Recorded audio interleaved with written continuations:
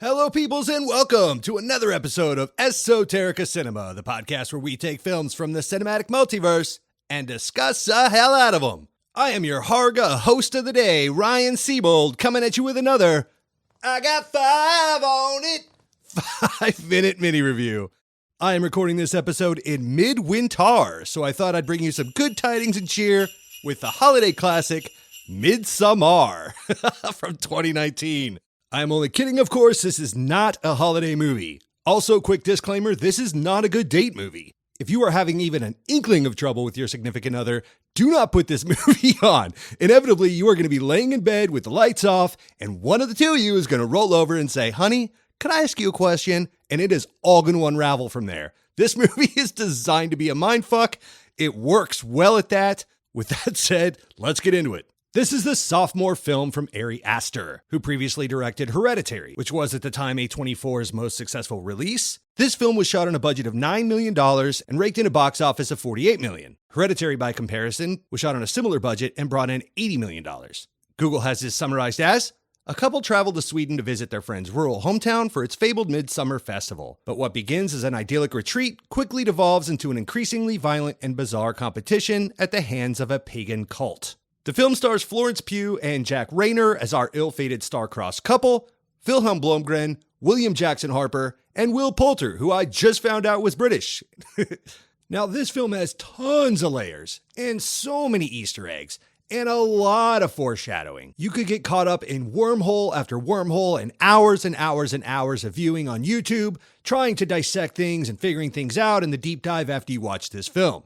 I know because I did exactly that. I have not spent this much time preparing for a film discussion in quite a while.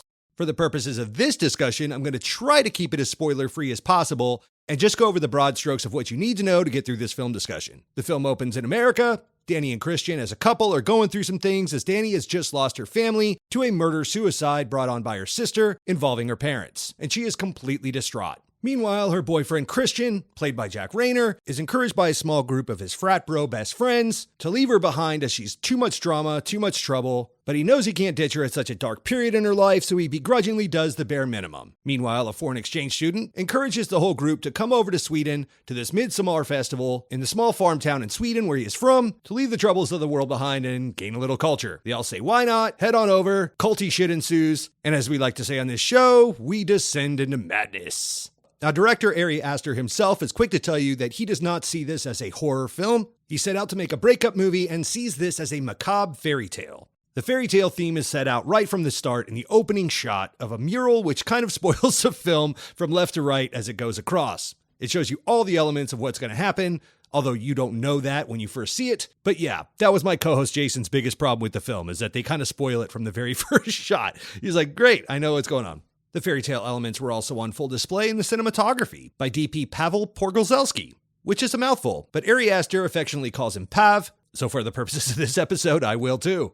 Pav and Ari were fellow graduates and best buds at the AFI Film Institute out of Los Angeles and went on to make their first film Hereditary together, which, just like this film, also had some amazing camera work. I cannot speak highly enough about the cinematography of this film. It is beautiful and methodical. In an interview with IndieWire, Ari and Pav are quoted as saying they went into Hereditary to shoot it almost too dark. They wanted to hide things in the shadows and obscure things intentionally, but because this film takes place out in daylight most of the time and has super Disney on acid vibes, they went into this film hoping to shoot it too bright. Pav said it was super scary riding right on the edge of exposure boundaries, as he didn't want to overexpose any of these shots and ruin them. Pavel did tons of lighting tests, as well as having film students do light surveys throughout the day, so he knew exactly what the sun was going to be doing at each time. After trying out several different ways to light these scenes, the only thing he found that was going to work were these 20 by 20 frames, some with negative fill, some to bounce light off the ground. This was due to the camera often moving 360 degrees. There is a ton of camera movement, some slow and methodical, some very fast and disorienting, but in all cases, it reveals a lot of the set, so you can't have lights just floating in the background. He said the only exception to this was he did have 3 18K lights on set,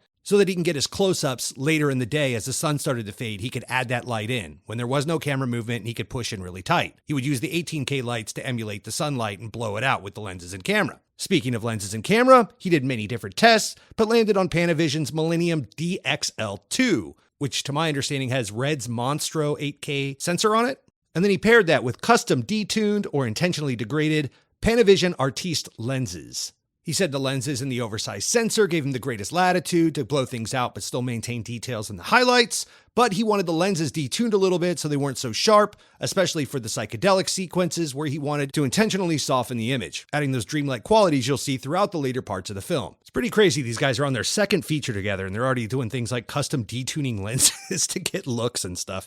Bananas, but good on them. Speaking of sophomore challenges, let's not forget that this is their second film and they're already going overseas to Budapest. In various sequences, they had over 120 different extras filling out the whole cult of the Harga, as well as a whole crew of people working long hours, all speaking 3 different languages, as some were from Budapest and Hungary, many were from Sweden, and a lot of them were from America or the UK. So this is your second movie. You're like 30 years old, and you got people coming up to you in various capacities, all asking you questions in 3 different languages. You're in a foreign country. You don't know what the hell you're doing. I mean, this is just crazy, and my hat's off to Ari. I guess that's what that AFI education prepares you for, because I couldn't do it. Speaking of Swedish crew, I got nothing but good things to say about production designer Henrik Svensson, who in pre-production went all over Sweden and several neighboring Nordic and Scandinavian countries to get inspiration to design and fill out this farm. Absolutely amazing job. Everywhere you look is interesting in this movie. On that same note, I'd like to mention Andrea Flesch, who did all the costume design work for this film, which had tons of detail as you descend into madness around the farm and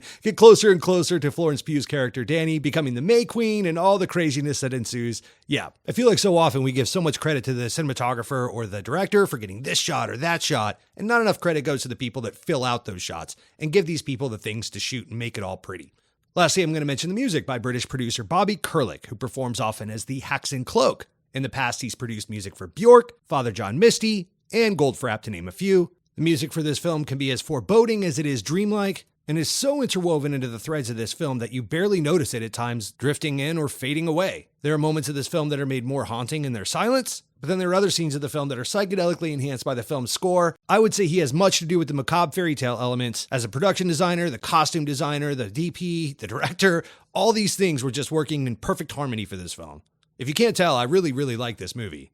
Now, very quickly, we're going to get through some negatives from me. First of all, the grieving in this film is laid on very thick. There are many very long scenes of very heavy crying. Tip of the hat to Florence Pugh's performance for really laying it all on the line and bearing herself raw in this film, because that could not have been easy to do. She must have been exhausted after this. But yeah, if you're not mentally prepared for this movie, it will wreck you or mess with your head a little bit. The second thing I didn't really care for in this film was some of the dude broery from the frat friends. Namely, Will Poulter's character was laid on a little thick, especially when it's running in conjunction with all the harmony and nature and beauty of everything that's going on with the Harga, which are the cult on the farm. I could tell why they had to go there to justify some of the things that were about to happen to these characters, but sometimes it just felt like it was laid on a little too thick, so that it stood out from everything else and it just kind of drew too much attention to it and brought me out of the film a little bit.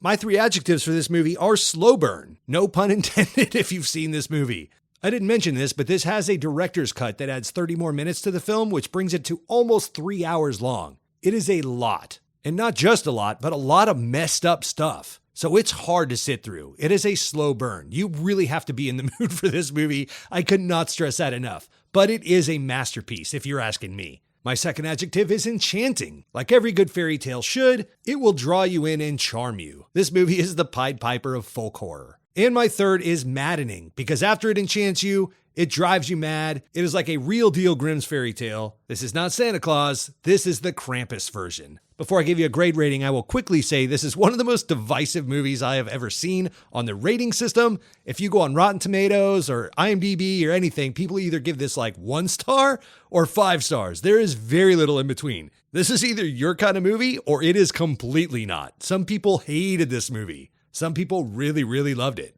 I'm on the loved it side. I'm giving this a straight ahead A. As always, reach out on the socials and let us know what you think of Midsommar. This is Ryan Siebold signing off until the next episode of Esoterica Cinema!